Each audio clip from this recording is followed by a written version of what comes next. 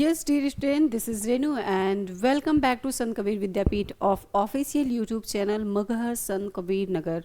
जैसा कि आपको पता है कि आज हमारा जो लेक्चर होने वाला है वो है मास्टर ऑफ आर्ट इंग्लिश को लेकर के, जिसमें हम पढ़ रहे हैं पेपर 3 यानी कि नॉन फिक्शनल प्रोज पढ़ रहे हैं।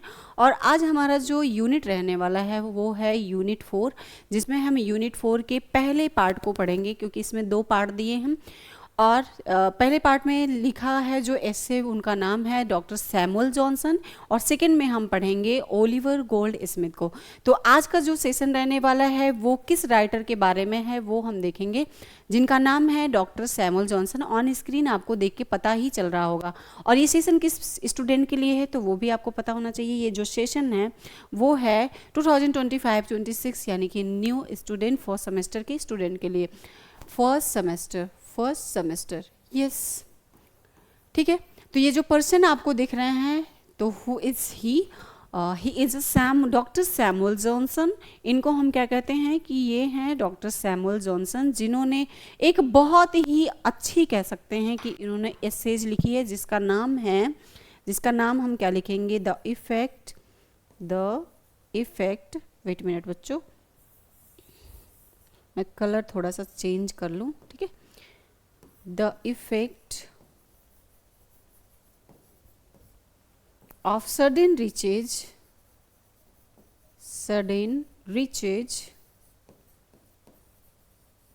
upon manners। इसी के बारे में आज हम कन्वर्सेशन करेंगे आपसे, ठीक है।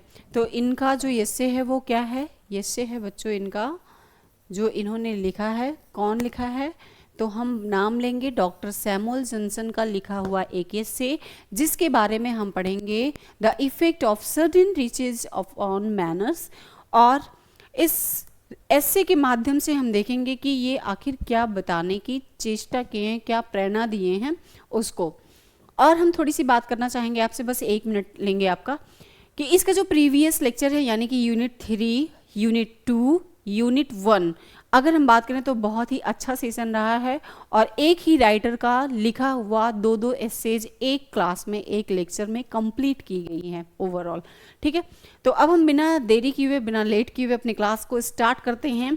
कि ये जो पर्सन दिख रहे हैं ये हैं मिस डॉक्टर सैमुअल जॉनसन। कितने ही अच्छे पर्सन दिखने में लग रहे हैं, कितने फ्रैंक माइंड के हैं ना, फ्रैंक हैं कितने। चलो अब इनसे तो आप परिचित हो गए हैं। अब हम इनके पहले बायोग्राफी को देख लेते हैं कि आखिर इन्होंने अपने जीवन में किया क्या था, कहाँ से एजुकेशन ली, कहाँ पे इनका बॉर्न हुआ, ये सारी चीज़ें। तो doctor Samuel Johnson was a famous English writer, poet, essayist, moralist, literary critics and the lexicographer of the 18th century. अगर हम पूछते हैं कि ये कौन से सेंचुरी के राइटर थे तो हमें याद आना चाहिए कि 18th सेंचुरी के ये जो हैं राइटर हैं, जिनका नाम आता है डॉक्टर सैमुअल जॉनसन। और ये बहुत ही फेमस इंग्लिश राइटर थे, बहुत ही फेमस पोएट थे, बहुत ही मॉरलिस्ट थे ये, ठीक है। और इनको लेक्सिकोरियोग्राफर के नाम से भी जाना जाता था, ठीक है। तो वही चीज़ यहाँ पे बताई गई है कि जो डॉक्टर सैमुअल जॉनसन है वो 18वीं शताब्दी के एक प्रसिद्ध अंग्रेज लेखक थे, एक कवि थे, एक निबंधकार थे, एक नैतिकतावादी, साहित्यिक आलोचक और शब्दकोश के क्या थे, ये एक निर्माता थे। अब इनके हम बॉर्न की बात करें बच्चों, तो बॉर्न को हम देखेंगे, फटाफट देख लेते हैं। बॉर्न एंड अर्ली लाइफ, यानी कि इनका जो जन्म है वो प्रारंभिक जीवन किस तरह था। He was born on 18 September 709 in Lichfield Staffordshire. Lichfield और स्फोर्डशायर ये ऐसे बहुत, मुझे थोड़ा सा याद आने लगा कि जब हम जोसेफ एडिसन को पढ़ रहे थे तो वहाँ पे भी लिचफील्ड और स्टॉफशायर की बातें आई थी। तो उसी से याद आ रहा है कि जो आपके रिचर्ड स्टील हो गए और जोसेफ एडिसन जी हो गए, और यहाँ पे अगर हम जिसकी बात कर रहे हैं डॉक्टर सैमुअल जॉनसन, कुछ ना कुछ चीज़ें तीनों में बॉन्डिंग मिल ही रही है ना। तो अगर हम इनके जन्म की बात करें बच्चों, in England his father was a book seller. It means that इनका जो जन्म हुआ था वो डेट कौन सा था, 18 सितंबर, आपको नहीं भूलना है। ईयर कौन सा था वो 1709 था। स्पेस कौन था, इंग्लैंड, जिसमें इंग्लैंड के स्टेफोर्डशायर के लिफ्टशील्ड में इनका जन्म हुआ था। और इनके जो पिता हैं यानी कि डॉक्टर सैमुअल जॉनसन के जो पिता हैं वो क्या हैं, एक बुक सेलर हैं बच्चों। क्या है, हमने ध्यान दिया कि इनका जो बॉर्न हुआ 18 सितंबर को हुआ, ईयर कौन सा था 709 था, लिचफील्ड में हुआ था इंग्लैंड के, और स्टफोर्डशायर के लिचफील्ड में हुआ था, वो इंग्लैंड में ही मिलता है। और अगर इनके हम फादर की बात करें तो his father is a book seller, यानी कि एक बुक विक्रेता थे, किताबों को बेचते थे। आगे चलेंगे और हम देखते हैं कि इनकी एजुकेशन आखिर कैसी थी। He studied at Pembroke College, Oxford, but could not complete his degree due to lack money. Oh no!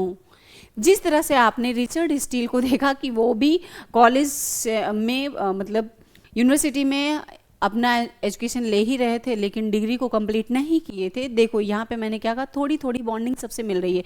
Same उसी प्रकार से जो डॉक्टर सैमुअल जॉनसन है ये भी क्या किए थे, अपनी पढ़ाई को, अपनी एजुकेशन को इनकम्प्लीट किए थे, है ना, इसको कंप्लीट नहीं होने दिया, इन्होंने बीच में ही स्किप कर दिया। तो उन्होंने क्या किया था, पेम्ब्रोक कॉलेज में, ऑक्सफोर्ड में अपनी पढ़ाई की, लेकिन पैसों की कमी की वजह से क्या किए थे, अपनी डिग्री को ये पूर्ण नहीं कर पाए थे। हमारी आपकी लाइफ में ऐसा नहीं है।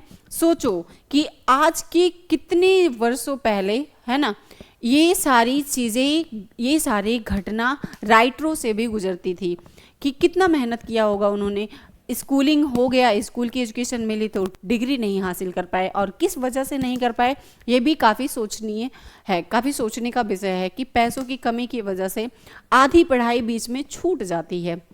करियर एंड वर्क्स इनका क्या था, तो उसके बारे में भी देख लेते हैं। करियर एंड वर्क्स के बारे में देखेंगे तो Johnson struggle in his early year, later he the gained fame with the dictionary of the English language published in 1775। Oh my god, आपको बहुत आश्चर्य होगा ये सुन के कि जॉनसन ने अपने प्रारंभिक वर्षों में बहुत ज़्यादा स्ट्रगल किया, बहुत ज़्यादा संघर्ष किया। बाद में उन्होंने 1755 में प्रकाशित अपने शब्दकोश यानी कि a dictionary of the English language से क्या किया था, प्रसिद्धि प्राप्त की थी।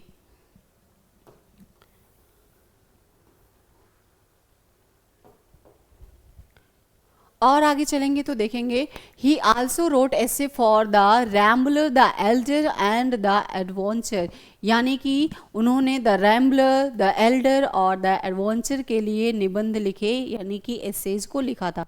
इनके फेमस वर्क क्या थे बच्चों, तो dictionary of the English language जो 1755 में इन्होंने बनाया था, लिव्स ऑफ द पोइट्स यानी कि 1779 से 1781, 2 साल का टाइम लिया। द वैनिटी ऑफ ह्यूमन विशेष यानी कि कविता जिसमें मानव की इच्छाओं की निरर्थकता क्या की गई है, दिखाई गई है, इसका भी इन्होंने मेंशन किया हुआ है किसमें, अपने फेमस वर्क में। स्टाइल ऑफ कॉन्ट्रीब्यूशन की बात करें यानी कि शैली और योगदान की बात करें तो देखेंगे he is known for his deep moral thinking, balanced prose and the contribution to England and criticism in Hindi. वे अपनी गहरी नैतिक सोच और संतुलित को क्या करते थे, गद्य शैली और अंग्रेजी आलोचना में योगदान के लिए जाने जाते थे। लेटर लाइफ एंड डेप्थ की बात करें तो लेटर लाइफ और डेप्थ इनकी क्या हुई थी, अंतिम जीवन और मृत्यु। तो ही suffered from poor health and depression, he died on 13 December 1784 in London. It means that way जब उनका जो स्वास्थ्य है वो जब खराब होता था तो किस वजह से होता था, वो अवसाद से पीड़ित थे। किससे बच्चों, वो डिप्रेशन से पीड़ित थे। और उनकी जो मृत्यु हुई थी वो हुई थी 13 दिसंबर को। कब हुआ था उनका डेट, 13 दिसंबर, ईयर कौन सा है 1784 में। ओके, और कौन सी स्पेस थी, तो वो लंदन थी। इनकी जो विरासत है उसके बारे में देखेंगे तो विरासत के बारे में देख लेते हैं फटाफट बच्चों हम। Johnson is remembered as one of the greatest minds of English literature. It means that Johnson जो है, डॉक्टर सैमुअल जॉनसन को अंग्रेजी साहित्य के सबसे महान विचारकों में से एक माना जाता है। कभी कभी क्वेश्चन में भी आता है। अब हम इनके एसेज को देखेंगे और ये जो एसे है इसका कुछ फिगर है, कुछ इस तरह से मैंने मेंशन किया हुआ ताकि आपको बहुत अच्छे से समझ में आए, ठीक है। तो अब हम एसेज पे चलते हैं और देखते हैं कि सैमुअल जी का लिखा हुआ एसे आखिर किस तरह से है, जिसके बारे में हम पढ़ने वाले हैं। और ये जो फिगर आपको दिखा है, वेट मिनट में हम फिगर की बात कर लें, 1 मिनट थोड़ा सा। इस फिगर को देखेंगे और इस फिगर का देख करके आपको नाम क्या याद आ रहा होगा कि हमने जब डॉक्टर सैमुअल जॉनसन, है ना, डॉक्टर सैमुअल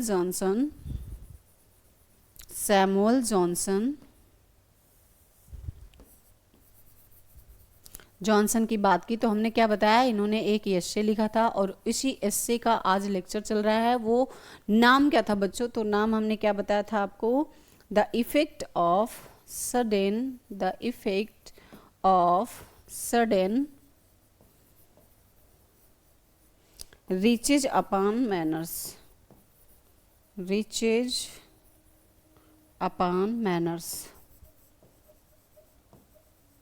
ओके, इसी के बारे में हम पढ़ने वाले हैं और इसी का इंट्रोडक्शन बस हम आपको देने ही जा रहे थे। तब तक मुझे याद आया कि आखिर इस फिगर को आपको देख के समझ के आ रहा होगा मैम क्या बता रही हैं, ठीक है। तो अब हम चलते हैं इंट्रोडक्शन पे और देखते हैं कि रिचर्ड मैनर्स आखिर क्या बताना है इसमें। इंट्रोडक्शन की बात करें, in this essay doctor Samuel Johnson explain how a sudden gain of wealth affect a person behaviour, character and social manner. It means that इस निबंध में डॉक्टर सैमुअल जॉनसन बताते हैं कि अचानक धन प्राप्त होने से व्यक्ति के व्यवहार, स्वभाव और सामाजिक शिष्टाचार पर क्या प्रभाव पड़ता है आखिर, है ना। सैमुअल जॉनसन का बताना है कि जब किसी पर्सन को अचानक से बहुत ज़्यादा धन प्राप्त हो जाता है, बहुत ज़्यादा धन की प्राप्ति हो जाती है, तो क्या क्या चेंजिंग होती है व्यक्ति के व्यवहार में, उसके बिहेवियर में चेंजिंग आ जाती है, सामाजिक शिष्टाचार में चेंज आ जाता है, यानी कि उसका बिहेवियर कैसा है, उसका कैरेक्टर क्या है, सोशल मैनर क्या है ना। और अगर बात करें तो देखेंगे कि अचानक से how sudden gain of wealth affect a person, ये सारी चीज़ें उसके अंदर बदल जाती हैं। इसका अगर मेन थीम देखें बच्चों तो मेन थीम क्या निकल के आएगा, sudden riches can spoil a person humility and the simplicity, it leads to pride vanity and the artificial behaviour, यानी कि अचानक मिला धन व्यक्ति की विनम्रता और सरलता को क्या कर देता है, नष्ट कर देता है। इससे अहंकार, दिखावा और बनावटी क्या होता है, ऑटोमेटिक उत्पन्न हो जाता है, आदमी के अंदर आ जाता है और ये स्वाभाविक भी होता है। A poor man becomes rich overnight, he forget his past hardship, यानी कि एक गरीब व्यक्ति रातों रात अमीर हो जाता है, वह अपने पुराने संघर्षों को भूल जाता है। जब कोई पर्सन है और वो बहुत ज़्यादा क्या है, पुअर है ना, अचानक से क्या होता है कि एक रात सो रहा होता है और उसे बहुत ज़्यादा धन की उपलब्धि हो जाता है, तो फिर वो क्या करने लग जाता है, अपने आप को भूल जाता है, अपने पीछे किए गए वर्षों में अपने मेहनत को भूल जाता है और वह सोचने लगता है कि बस अब जो हूँ मैं हूँ, मुझसे बढ़कर कोई नहीं है। ऐसा किसका कहना है, कौन से राइटर का कहना है? तो उनका नाम आता है doctor Samuel Johnson. He start showing off his wealth and the we have argumentally and with other, वह अपने धन को क्या करता है, दिखावा करने में लग जाता है और दूसरों से घमंड से पेश आता है, यानी कि नॉर्मल बिहेव उसका उसके पास नहीं रह जाता है। और डॉक्टर सैमुअल जॉनसन इसमें बताने की चेष्टा कर रहे हैं बच्चों कि such a man often tries to copy the manner of high society but fails. It means that कि क्या होता है यहाँ पे, एक ऐसा व्यक्ति जो अक्सर उच्च समाज की नकल करने की कोशिश करता है, लेकिन जब वो ज़्यादा नकल के पीछे पड़ जाता है कि वो व्यक्ति कैसे आखिर रिच हो रहा है, किस तरह से हो रहा है, कौन सा ऐसा वर्क कर रहा है कि आगे बढ़ रहा है, उसको फॉलो करने लग जाता है, लेकिन शायद उसमें वो कैपेसिटी नहीं होती, वो टैलेंट नहीं होता, जिसके कारण वो क्या होता है, हमेशा सोसाइटी में फेल हो जाता है ना। Johnson says true manners come from education and long experience. Doctor Samuel Johnson कहते हैं कि वे सच्चे शिष्टाचार और लंबे अनुभव से आते हैं। क्या? जब किसी के अंदर एक सच्चाई, एक रिचनेस आती है तो वो किसके कारण आती है, सच्चे शिष्टाचार के कारण आती है, अच्छी शिक्षा के कारण आती है और एक लॉन्ग एक्सपीरियंस के कारण आती है। आगे देखेंगे कि डॉक्टर सैमुअल जॉनसन अपने इस निबंध में हमें क्या बताने की चेष्टा कर रहे हैं। Sudden wealth gives temporary happiness but damage character, यानी कि अचानक मिला हुआ धन कभी भी अस्थाई खुशी को नहीं देता है, लेकिन चरित्र को बहुत ज़्यादा नुकसान पहुंचाता है। जब भी आपको कहीं से, कभी कभी ऐसा होता है, चोर चोरी करता है लेकिन क्या उसका धन उसके पास रहता है? कभी पकड़ा गया तो पिट जाएगा, और बहुत अच्छे से पिट जाएगा। तो ये सारी बातें इसमें बहुत अच्छे से मेंशन किया हुआ, और मुझे लगता है कि इसमें जो जो भी आपके लिए इम्पोर्टेंट था उस चीज़ को मैंने मेंशन किया हुआ था। अब हम देख लेते हैं इसके मोरल को, यानी कि इसके नैतिक संदेश को देखेंगे कि नैतिक संदेश इसका क्या बन रहा है। Wealth should be used with wisdom and humility. Good manners and values are more important than riches. यानी कि धन का उपयोग हमेशा इंटेलिजेंटी और ह्यूमिलिटी के साथ किया जाना चाहिए। जो क्या होता है, एक गुड मैनर को, एक अच्छे वैल्यू को इम्पॉर्टेंस देता है, किसके लिए? रिचनेस के लिए। यानी कि अगर हम अपने शब्दों में कहें कि धन का उपयोग हमेशा बुद्धिमानी से, विनम्रता के साथ किया जाना चाहिए, क्योंकि अच्छे संस्कार और अच्छे व्यवहार धन से कहीं अधिक महत्वपूर्ण होते हैं।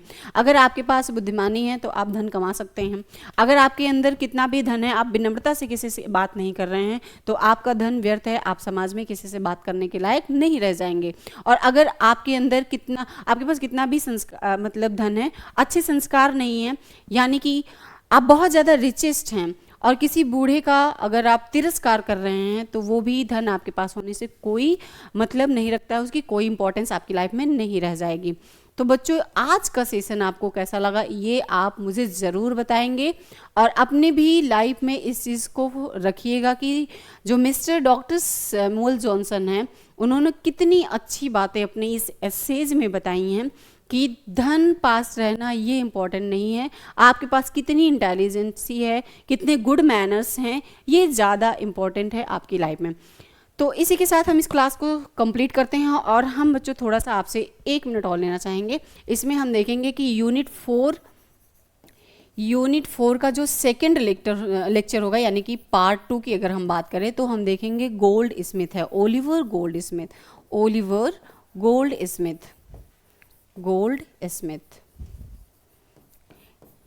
इसको हम पढ़ेंगे कल की क्लास में, यानी कि कल के लेक्चर में, और फिर आपका हो जाएगा यूनिट 4 के बाद यूनिट 5, बस एक लेक्चर बचेगा, और उस लेक्चर में शायद 2 राइटर हैं तो 2 क्लासेस हो जाएंगी, वरना एक में ही हम, अगर एक राइटर का 2 ऐसे होगा तो एक लेक्चर में लेंगे, और अगर एक डबल राइटर होंगे और डबल एसेज होंगे तो आफ्टर ऑल आपको पता है कि हमें 2 क्लास लेना ही पड़ेगा।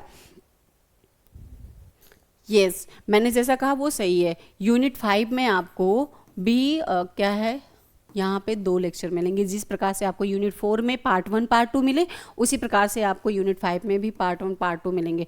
और इसी के साथ हम अपनी क्लास को कंप्लीट करते हैं। आप प्रीवियस लेक्चर देखना नहीं भूलेंगे, और आपको अगर PYQ वगैरह चाहिए तो आप कॉमेंट सेक्शन में ज़रूर लिखेंगे। Thanks for watching this video, all the best.